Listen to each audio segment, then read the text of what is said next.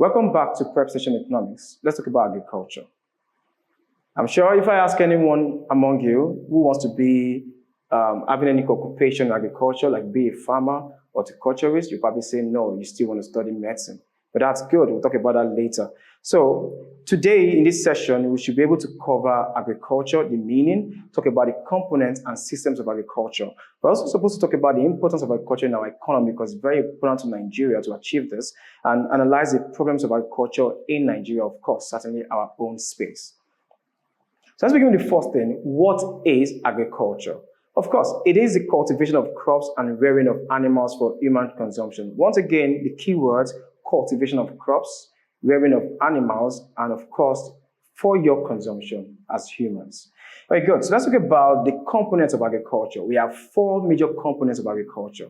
We have fishery, we have crop production, we have forestry, we have livestock. But with these pictures alone, it explains everything. The corn you eat, all the things you have from the farm, and of course the fish you do eat as well, and the trees in the forest when we get that for timber, for all kinds of things, and of course the livestock, all the chicken, the lamb, everything we eat. So these are the components of agriculture.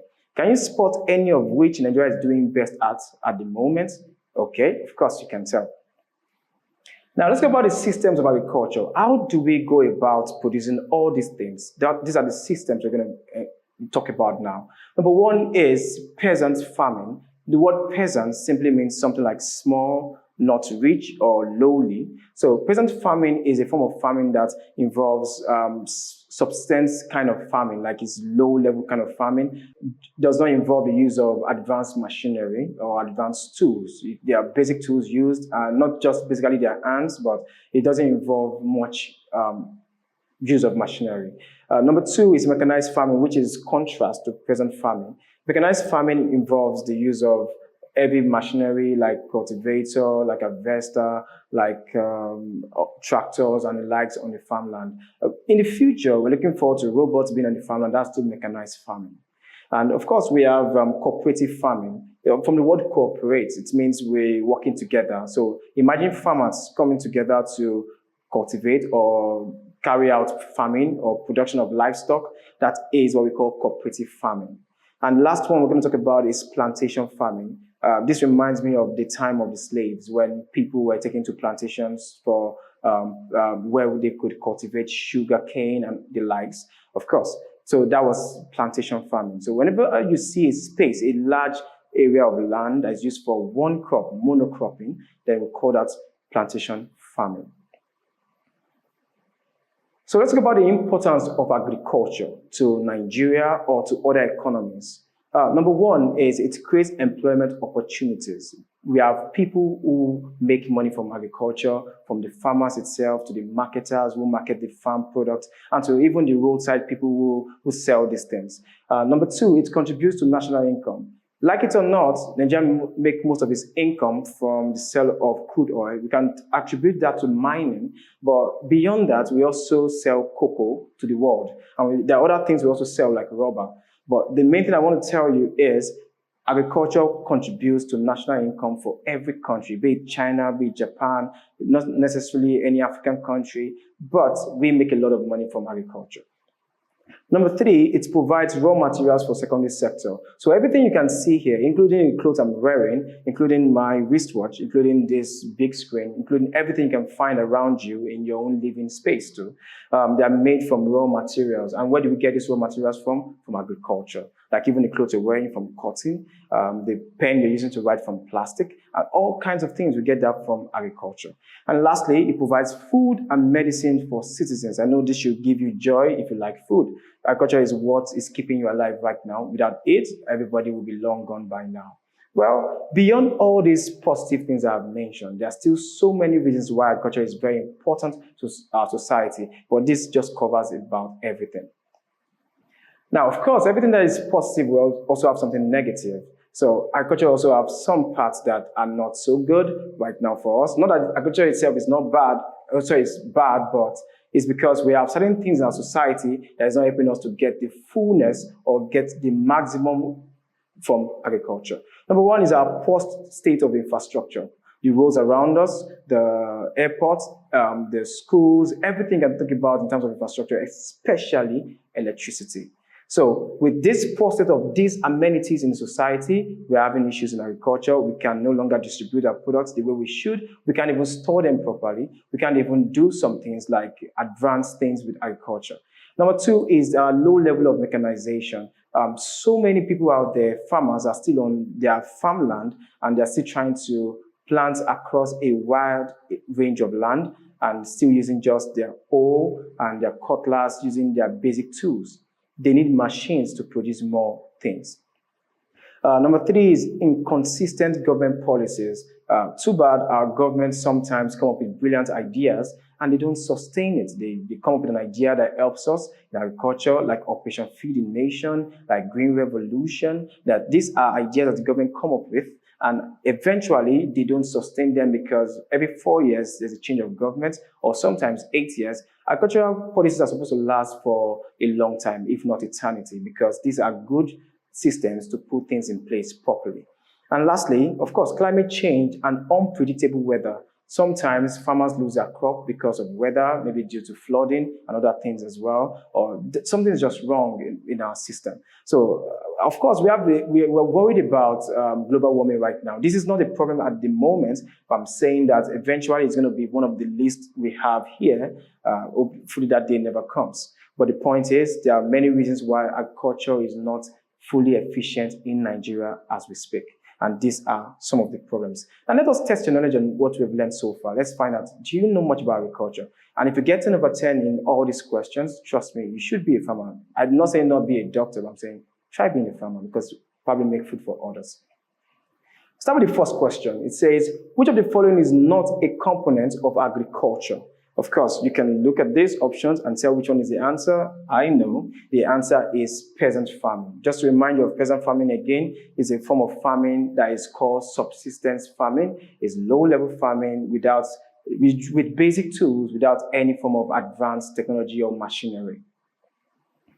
Because number two, one of the major challenges facing agriculture in Nigeria so we can complete this sentence with any of these options.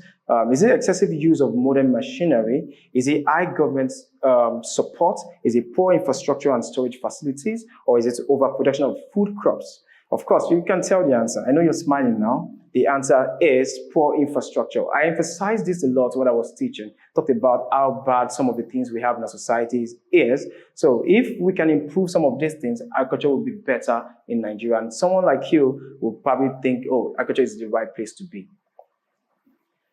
Number three, which of these is an example of subsistence farming system? And the answer, if you look at this carefully, you can find mechanized farming is not, of course. Commercial farming is another word for mechanized farming. Plantation farming, we all know that is monocropping, but the main part is, the answer is shifting cultivation. That's telling us about subsistence farming. Shifting cultivation is when you plant a produce today, or this year, or in the next 6 months, then you shift it to another one, you keep shifting over time. Then number four, which of the following is a feature of commercial agriculture? And A says small farm size, low use of modern technology, production mainly for local consumption, high capital investments. We all know the answer. The answer is high capital investment. Commercial farming is a mechanized way of producing farm produce, and that it can only be achieved with high capital investment. When people have machines, they have high or advanced form of technology on their farmlands, then they can achieve commercial agriculture, producing for large scale. So number five, the major reason why many Nigerian farmers lack access to credit means loan facilities, is A, high government funding, low interest rate on loans, lack of collateral and poor loan repayment history, excessive supply of credit.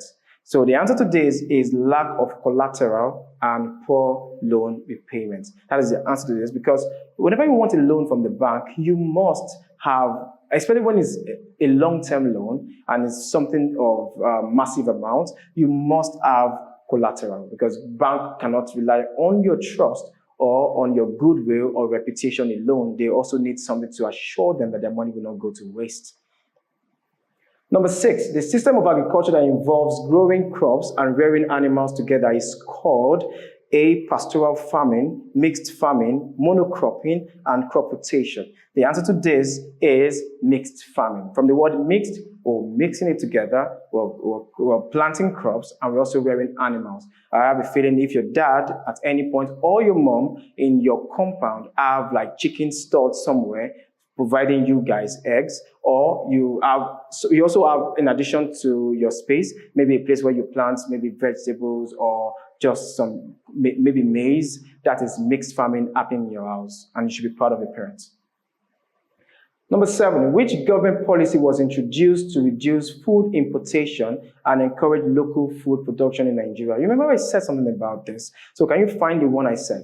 Of course, the answer is Operation Feed the Nation. Well, of course, the country is hungry. Every country is hungry. We need agriculture to feed us. I told you earlier, without agriculture, we'll be all long gone, even before Thanos snaps.